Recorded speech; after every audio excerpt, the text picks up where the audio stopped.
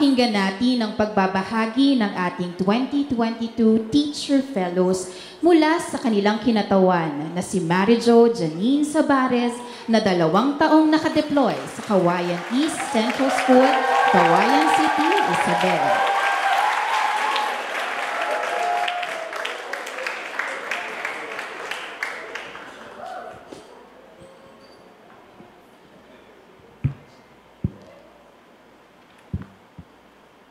Guys, ako lang to. Pero biro, magandang hapon po sa lahat. Ako po si Majo Sabares ng Cohort 2022. Ma'am Majo ang tawag sa akin sa Kawayan Isabela ng mga bata at ng buong school community. At bilang pagpapakilala lang sa aking background, ako po ay nagtapos ng bachelor's degree in secondary education, major in English sa Pamantasang Normal ng Pilipinas. Nagturo po ako sa paaralan ng 2 taon at yung 8 taon naman po ng pagtatrabaho ko ay sa call center, bilang isang call center agent. At kasama naman ng mga kaibigan at mga kakilala ko, sinubukan ko ring makatulong sa komunidad ng Montalban, Rizal sa pamamagitan ng pag-volunteer sa donation drives at sa pagpapatakbo ng community pantry noong pandemya.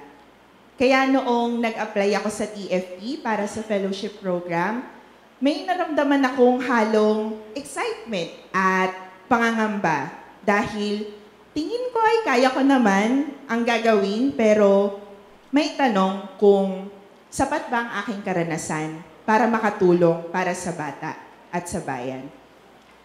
Kaya naging mahalaga sa buhay teacher fellow ko ang Summer Institute natin, yung unang-unang Summer Institute natin sa Cohort 2022. Para po sa kaalaman ng lahat, pati na rin po ng mga bisita, ang Summer Institute ay isang pre-service training ng mga teacher fellows bago sila ipadala sa mga placement schools nila sa iba't ibang parte ng Pilipinas. At kami, ginawa po namin ito ng online dahil din sa epekto ng pandemya. May 3 akong natutunan sa Summer Institute. Una, nalaman kong tanggap ako bilang ako. Naramdaman ko sa Cohort 2022 na okay lang kahit hindi ko pa alam ang lahat na minsan nangangapa pa ako.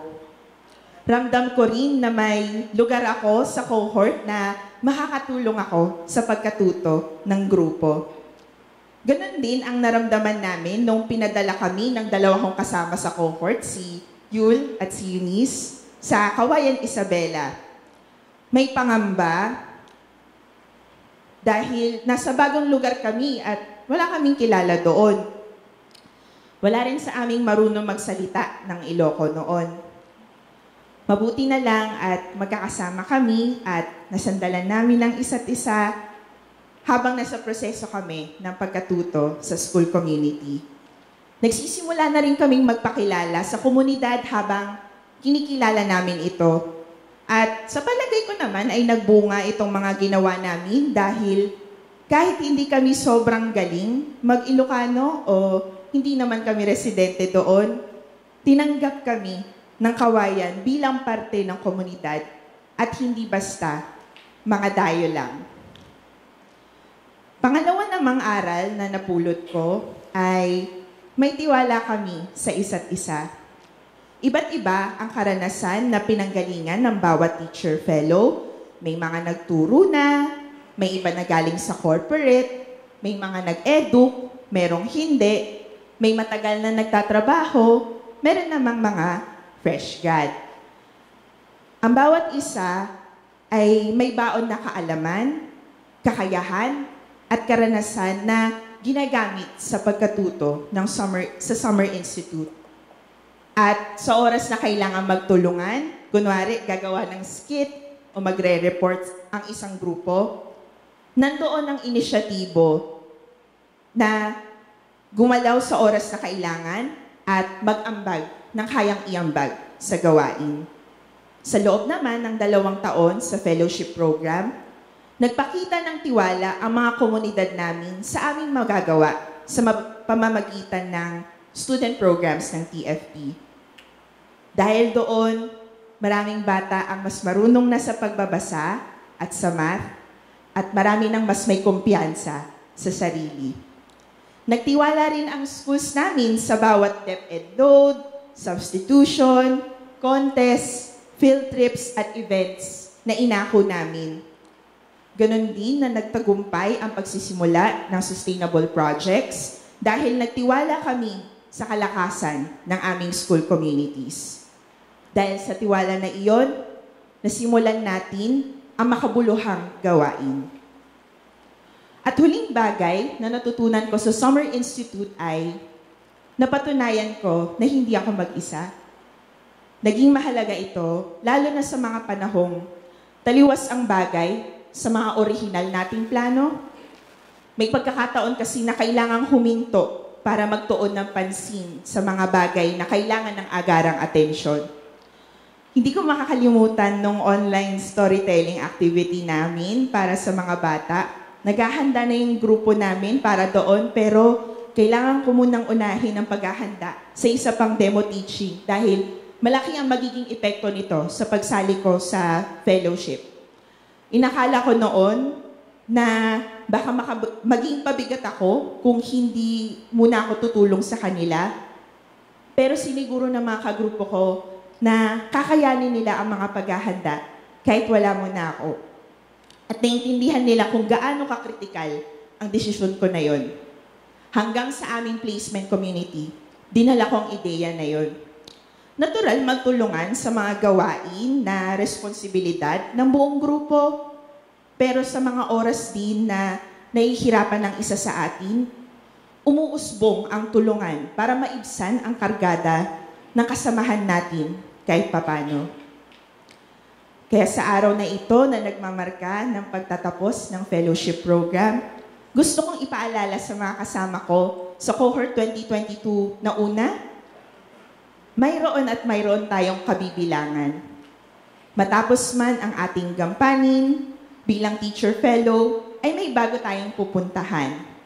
Hiling ko na ang pagtanggap sa atin ay gaya ng pagtanggap ng ating cohort at ng ating placement communities. Pangalawa, malaki ang tiwala sa ating ng komunidad. Naging makubuluhan ang trabaho natin sa iba't ibang parte ng Pilipinas dahil nagtiwala sila sa ating misyon na mapabuti pa ang edukasyon ng batang Pilipino. At pangatlo, magkakasama tayo. Marami pang kailangang gawin upang maihatid ang dekalidad, makabuluhan at inklusibong edukasyon sa bawat batang Pilipino. Ngunit, hindi tayo mag-isa sa suliraning ito. Saang lupalop man, saang sektor pa, ano man ang tungkulin nila sa advokasya ng edukasyon, mayroong aalalay sa atin. Bitbit ang aral at karanasan ng 2 taon sa fellowship, naway magpatuloy ang ating pagyabong kasama ng mga bagong komunidad at organisasyon na kabibilangan natin. Personal ko rin pasasalamat sa cohort 2022, sa komunidad ng Kawayan Isabela at sa TFP dahil sa pagtanggap ninyo sa akin, sa pagtiwala sa magagawa ko mula sa simula at sa pagtulong sa akin, lalo na sa mga oras na nahihirapan ako. Ginaya ko ang 2 taon ng dahil sa tulungan. Maraming salamat at ipinagkatiwala ninyo sa akin ang pagbahagi ng ating kwento. Muli, magandang hapon.